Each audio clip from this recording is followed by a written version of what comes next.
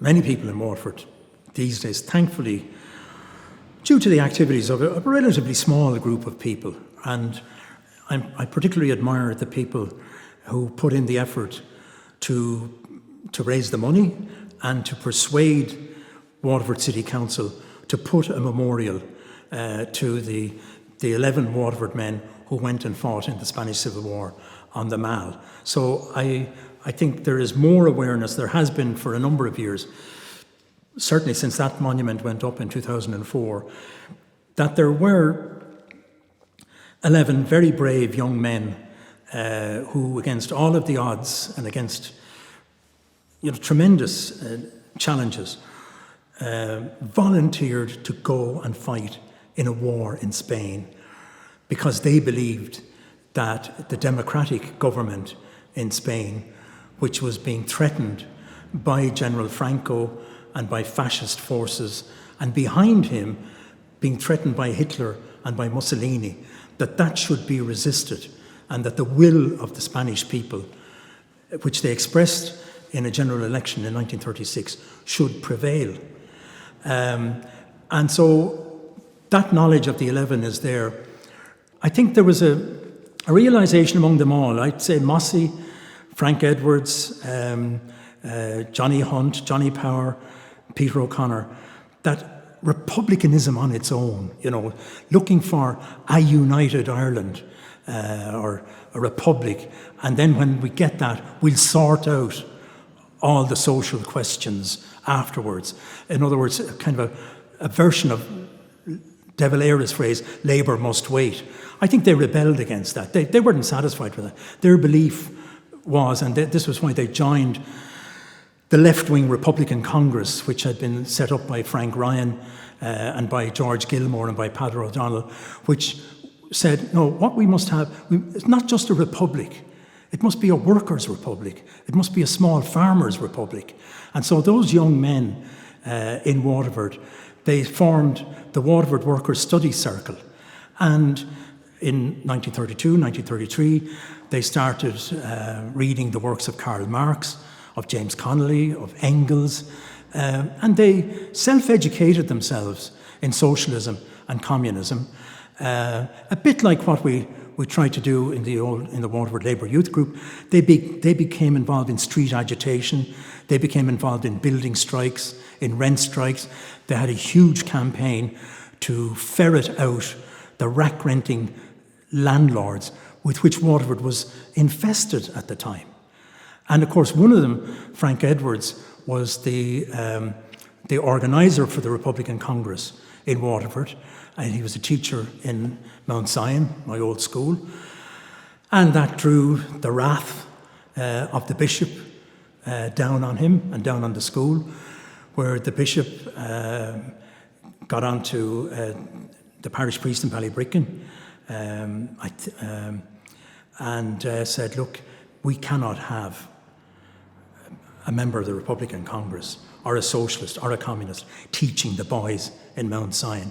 You need to fire that man, And so Mossie and Peter and all those guys would have been involved in a huge agitation.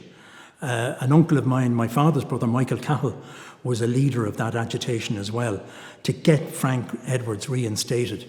Because the sad thing is, he didn't get much support from the Irish National Teachers Organisation. And there was, because it was the 1930s in Ireland, everybody was fearful of bishops and the power of the Catholic Church. And not only fearful, a lot of them actually genuinely believed in all of this kind of thing as well, So I remember in my research seeing that there was a public meeting. My uncle was one of the organisers of this public meeting down in Broad Street to call for the reinstatement of Frank Edwards, and that was organised by the Republican Congress. And the bishop said, anybody who attends that public meeting will commit a mortal sin.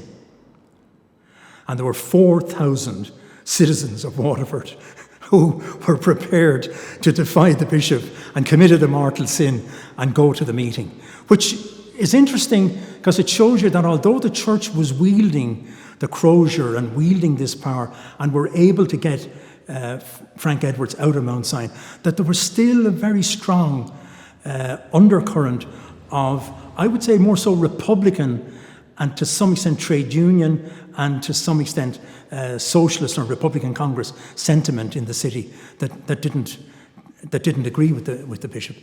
But I suppose where that brings us up to then really is the point where in 1936 it started to happen in Spain as well. The same, similar issues where the Catholic Church in Spain, which was a huge landowner in its own right, did not like the land reforms and the education reforms that were being brought in by the Popular Front government, which was communists and socialists united together in government, and Republicans.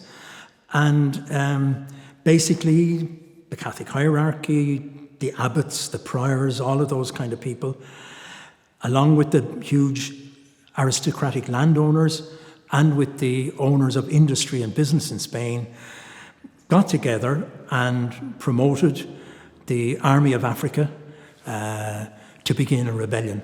And that's where General Franco steps in, and that's where the Spanish Civil War began. And I think the Republican Congress leadership in Ireland, Frank Ryan in particular, and a lot of the rank and file people, such as Mossie, took the view that the Spanish people are involved in the same struggle that we are involved here in Ireland, which is for democracy, for reform of land, reform of education, reform of industry and reform of business.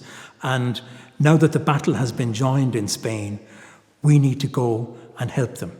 And that wasn't just Ireland, because when the Spanish, not long after the war had begun, the Communist International, which was a kind of a network of communist parties throughout the world, which, to be honest about it, ultimately was controlled by Moscow, they issued an appeal saying that they were going to form an international brigade of young women and young men to go and fight with the Spanish people. And it was in response to that Mossie joined the 15th International Brigade, and that the other young men went from Waterford as well to fight in the Spanish Civil War. He was registered in his grandmother's house in the Glen, number 7 Mary Street, which is it looks to me like a kind of a 3-story Georgian type house, with big steps going up to it. So it was the townhouse of a well-to-do person, right? And certainly in the census of 1901, and I think in the census of 1911, Alderman Maurice Quinlan is in that house with his wife Bridget. But what happened is that he died in, I think, 1928. And this is kind of conjecture on my part. Obviously, the house was large and so on, and maybe as part of his estate, it was sold. And his widow, Bridget, who's Mossie's grandmother, ended up living in number 27, the Glen. And 27, the Glen is easy to locate because you know where the revenue office is now, what used to be the old Fanning Institute.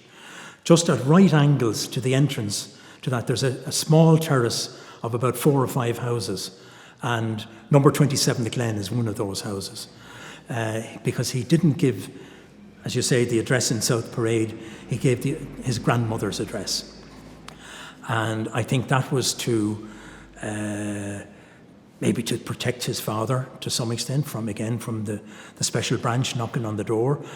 And it may also have been that if there was any bad news coming, that it would come indirectly to his father through his grandmother. But of course what happened was that the news of Mossie's death came in the worst possible way that you could imagine, in that somebody in Waterford on a Saturday morning went out and picked up the Irish Press newspaper, and the lead story splattered across the entire front page was that 2 Irishmen had 2 more Irishmen killed in Spain, and one of them was Maurice Quinlan from Waterford, and it went on to detail it. And there is evidence in the files of the Department of Foreign Affairs. Mossie's uncle wrote to the Department of Foreign Affairs saying, look, This man's family have read in the papers that he was killed in Spain. Can you find out? Can you confirm that? Can you find that out? There was a lot of bureaucratic toing and froing between Dublin and London and Valencia, where the Spanish government was based. But that was how they found out. And I think when you think about it, he had gone to Spain to fight with the Reds, who were killing priests and raping nuns, and against the Catholic Church. And then you discover not only had he done that, but you pick up the paper. On one side of the page is the photograph and the result of yesterday's Aintree Grand National. And beside it is the headline that says, 2 more Irishmen killed in Spain. I mean, I've looked at it so many times now. It's incongruous. You know, the Aintree Grand National and Mossie Quinlan being killed in Spain.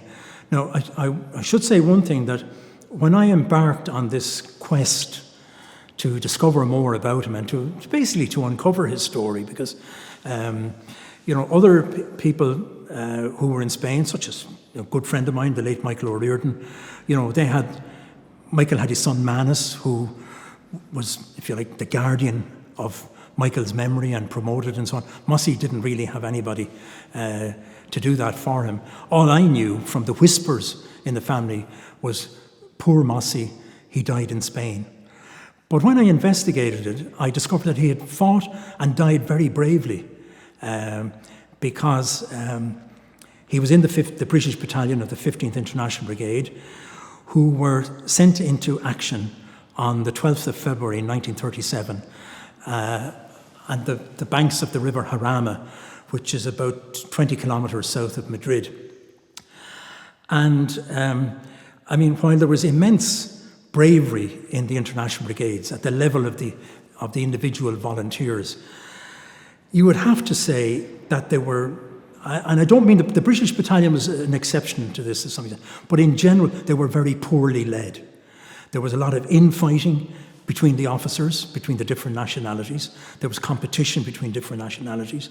You also had the factor that both the Spanish Communist Party and the Soviet advisors that they had got over to help them in the war were extremely suspicious and uncooperative with anybody who was not a Communist Party member and who could not be controlled by them. So they went into battle, they were sent into battle on the 12th of February to meet an advance that General Franco was making on Madrid. Franco had managed to cut off all of the roads around Madrid with one exception, which was the road which ran beside the river Jarama, linking Madrid with Valencia, where the Republican government had fled to. And if he could cross the river and cut that road, after only 6 months, Madrid would have been surrounded and could have been starved into submission, and the war would have been over. So that was the job that was given to the British battalion, to the French and the Belgians, and to a Spanish battalion as well, that they were to get up on the heights above the river and then descend down and cross the river and push the fascist forces back. And unfortunately, when they got to the top of the ridge, their commanding officer, Tom Winteringham, a very good officer as it happened, a veteran of World War I, he discovered that the fascists had already crossed the river and they were coming up the hills towards them. And they were cut to pieces by machine gun fire, many of them. And the machine gun fire came from guns of the German Condor Legion, who were fully trained members of the German army that had been sent by Hitler to help Franco. And there was absolute slaughter. But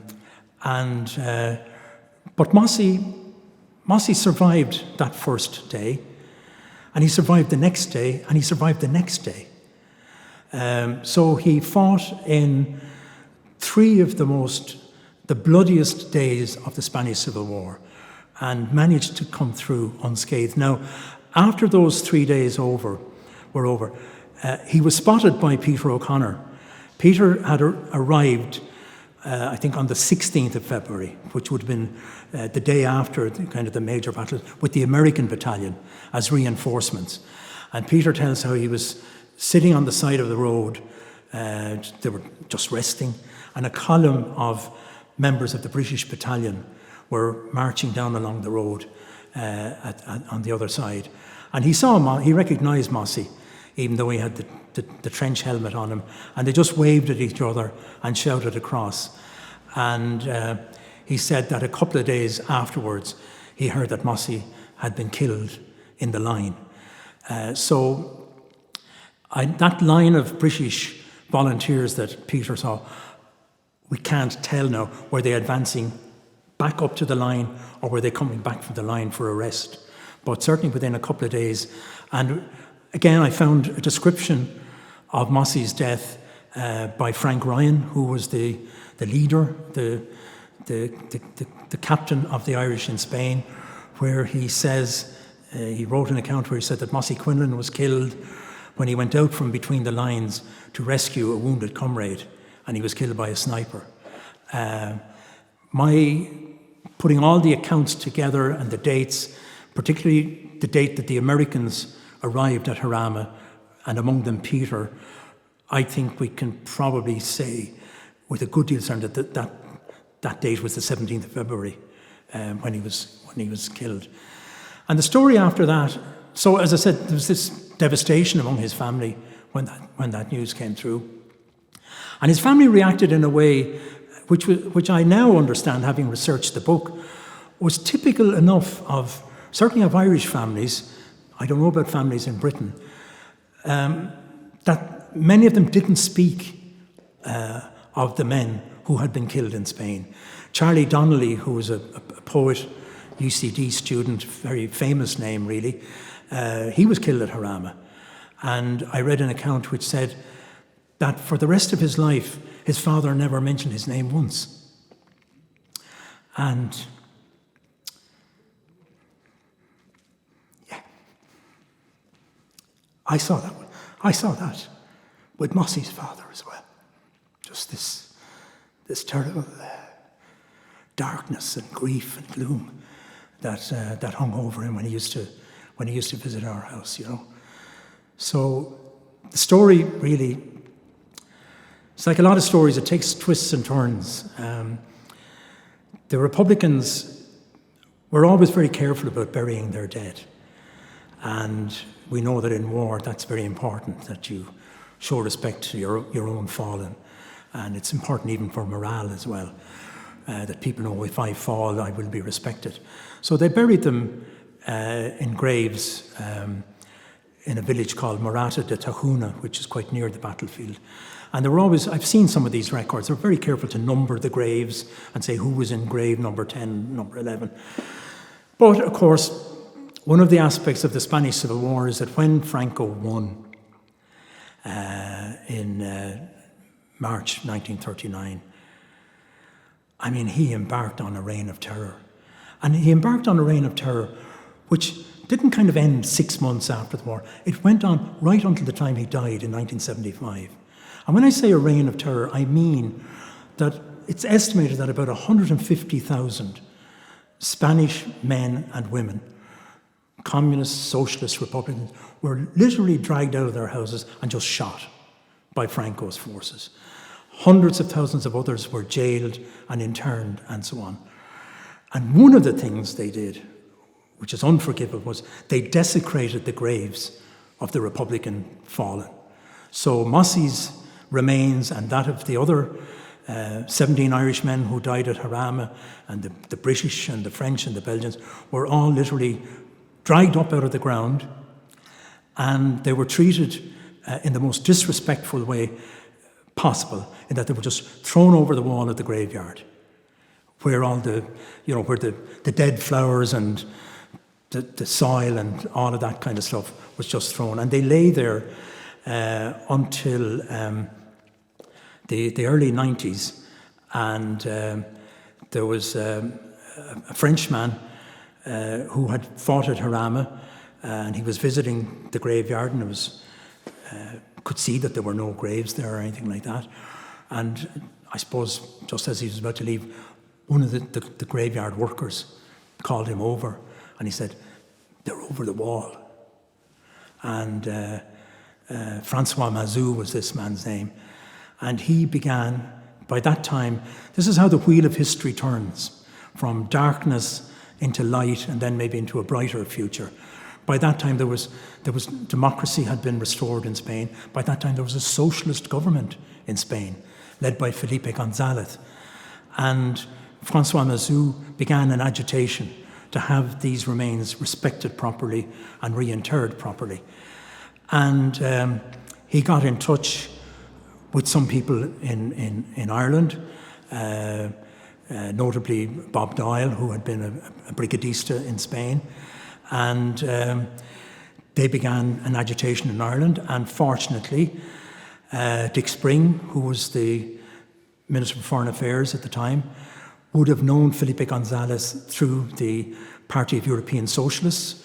So they got together and they agreed. So Mossie's remains and that of all the other international brigaders of Jarama were taken from this dump and reinterred respectfully in the wall at Jarama with an inscription on it remembering them. So I suppose, as I'm telling you the story about it, one of the things that strikes me about it is that, and it applies to us all, I suppose, it is that no matter how dark the day is, and no matter how lost the cause may be, there will be a better day if you fight and you continue to fight.